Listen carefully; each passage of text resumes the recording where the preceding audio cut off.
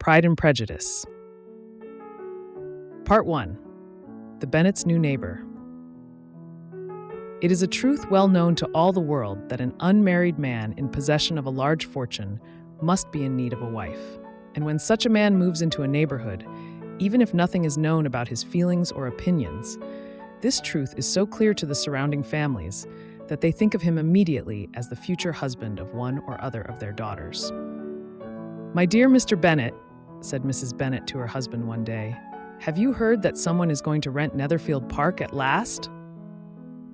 "No, Mrs. Bennet, I haven't," said her husband. "Don't you want to know who is renting it?" cried Mrs. Bennet impatiently. "You want to tell me, and I don't mind listening." Mrs. Bennet needed no further encouragement.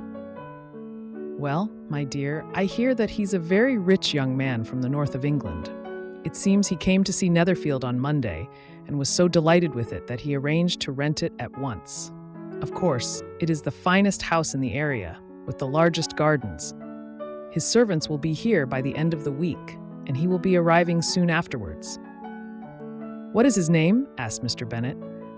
"Bingley." "Is he married or single?" "Oh, single, my dear, of course.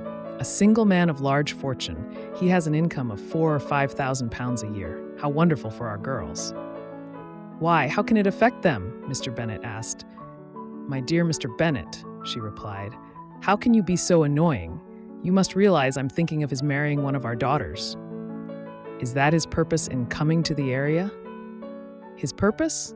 No, of course not. But it's very likely that he'll fall in love with one of them. And I want him to see the girls as soon as possible, before our other neighbors introduce themselves. So you must visit him as soon as he arrives." "I really don't see why I should," said Mr. Bennet. "You and the girls can visit him, or perhaps you should send them by themselves."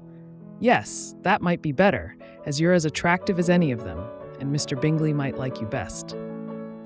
"My dear, you flatter me," replied his wife.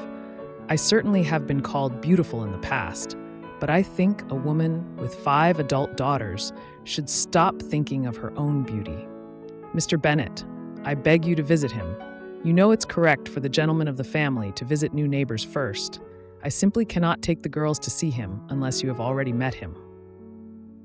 "Surely you worry too much about the rules of polite society. I'm sure Mr. Bingley will be delighted to see you all, and I'll write him a few lines, which you can give him, agreeing gladly to his marrying any of the girls, although I must especially recommend my dear little Lizzie." "Oh no, Mr. Bennet," gasped Mrs. Bennet, horrified. "Please don't do that, and Lizzie is no better than the others, although I know she is your favorite. Our daughters are all very silly, ignorant girls, it's true, but at least Lizzie is a little more intelligent than her sisters." "Mr. Bennet, how can you speak so unkindly of your own children? Oh dear, how ill I feel. Have you no pity for me? Don't you realize how I suffer?" "Indeed, my dear, I've suffered with you for the last 23 years, but I think you will recover and live to see many more rich young men come into the neighborhood." When he was young, Mr. Bennet had made the mistake of falling in love with a pretty but foolish young woman. During the long years of their marriage, he had had time to regret his mistake. He soon realized that his wife had little intelligence or common sense, and was only interested in talking, shopping, and finding husbands for her daughters. His experience had made him rather bitter, and he could not stop himself mocking his wife, who never understood her husband's sense of humor. So, when, a week later, Mrs. Bennet discovered that her husband had in fact visited Mr. Bingley at Netherfield, she was surprised and very pleased. But she and her daughters tried in vain to persuade Mr. Bennet to describe the wealthy stranger, and in the end, they had to rely on another neighbor's description. "He sounds wonderful, Mamma," cried Lydia, the youngest and noisiest of the sisters.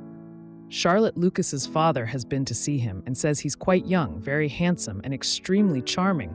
And even better, he loves dancing. Everybody knows that means he's very likely to fall in love." As politeness required, Mr. Bingley came to visit Mr. Bennet a few days later. He was not, however, fortunate enough to see the Bennet girls, who were hiding behind the curtains in an upstairs room in order to catch sight of the handsome stranger. Mrs. Bennet planned to invite him to dinner, but in fact, they met him at another social event first. The Bennets lived in the small Hertfordshire village of Longbourn, and public dances were regularly held in the nearest town, Meryton. The girls were greatly looking forward to this particular dance because they had heard that Mr. Bingley would be attending with a group of friends from London. On the night of the dance, all eyes were on Mr. Bingley as he entered the room. He had brought his 2 sisters, with the husband of the elder, Mr. Hurst, and another young man, Mr. Darcy. Mr. Bingley was indeed good-looking and gentlemanlike, and his sisters were fine, fashionable women. However, everybody was soon talking about Mr. Darcy, a tall, handsome man who, it was said, had an income of £10,000 a year. The ladies in the room gazed at him in admiration for about half the evening, until they became aware of his constant frown and his unwillingness to talk or dance. Then there was general agreement that he was proud and disagreeable and considered himself superior to country people. Mr. Bingley, on the other hand, made himself popular with the ladies by dancing every dance and talking to everybody. As there were not as many gentlemen as ladies, Elizabeth Bennet did not have a partner for one of the dances and was sitting watching the dancing. Mr. Darcy was standing near her, and when Mr. Bingley came up to speak to his friend, Elizabeth could not avoid hearing their conversation. "Come, Darcy," said Bingley. "I hate to see you looking so cross. Why don't you dance with one of these lovely girls?" "Certainly not," replied Darcy. "You know how I hate dancing with a partner I don't know. I would particularly dislike it at a village dance like this. Apart from your sisters, there isn't a woman in the room I would even consider dancing with. You are dancing with the only attractive girl here." He was looking at Mrs. Bennet's eldest daughter, Jane, who was waiting for Bingley to join her for the next dance. "Oh yes, she's the most beautiful creature I've ever seen. But just behind you is one of her sisters. She's very pretty, and I'm sure she's very pleasant. My partner could introduce you." "Who do you mean?" And Darcy turned to look at Elizabeth for a moment. "No," he said coldly. "She's not attractive enough to tempt me. Go back to your partner, Bingley." This conversation did not endear Mr. Darcy to Elizabeth, but she told the story very cheerfully and amusingly to her friends. The evening passed very happily for everybody else, and Mrs. Bennet was delighted with the effect her eldest daughter had had on Mr. Bingley. "He danced with Jane twice," she told her husband later. "He danced with all the others only once, and he really is so handsome. But his friend Mr. Darcy was so rude to poor Elizabeth. Luckily she doesn't care. She wouldn't want to please him. Such a horrible, proud man. I simply hate him." When Jane and Elizabeth were alone, they discussed their dancing partners. "I was really very flattered when Mr. Bingley asked me to dance a second time," said Jane, blushing. "I didn't expect it at all." "Didn't you?" said Elizabeth. "I did. Dear Jane, you were 5 times prettier than any other woman in the room, but you're too modest ever to expect admiration." "I have to admit that I liked Mr. Bingley," continued Jane in her gentle voice. "He's so good-mannered and agreeable." "He's also handsome," added her sister, "which makes his character quite perfect. But what did you think of his sisters?" "Very pleasant when you get to know them. The younger, Miss Caroline Bingley, will be living at Netherfield with her brother. I'm sure we'll enjoy having her as a neighbor." Elizabeth listened in silence. She was not convinced. "Jane is so kind," she thought, "always ready to see the good side of people's characters. I considered Mr. Bingley's sisters too proud, almost rude, in fact. I'm sure they feel superior to most other people, like Mr. Darcy." But she did not say any more. After the dance, the Bennet and Bingley families began to visit each other every few days. It became evident that Mr. Bingley admired Jane very much, and Elizabeth knew that her sister was close to falling in love with him. She was discussing this with her good friend, Charlotte Lucas. One day, Charlotte was a sensible, intelligent young woman of 27, the eldest daughter of Sir William and Lady Lucas, who were neighbors of the Bennet family. "It's a good thing," said Elizabeth, "that if Jane is in love with Mr. Bingley, nobody will know because she always behaves so cheerfully and normally." "That's sometimes a mistake," replied Charlotte, shaking her head wisely. "If she doesn't show her feelings at all, even to the man she loves, she may lose the opportunity of catching him. Jane should use every moment she gets with Bingley to attract and encourage him. But I consider a man should try to discover a woman's feelings, not wait for her encouragement. And Jane probably doesn't know what her real feelings for Bingley are yet.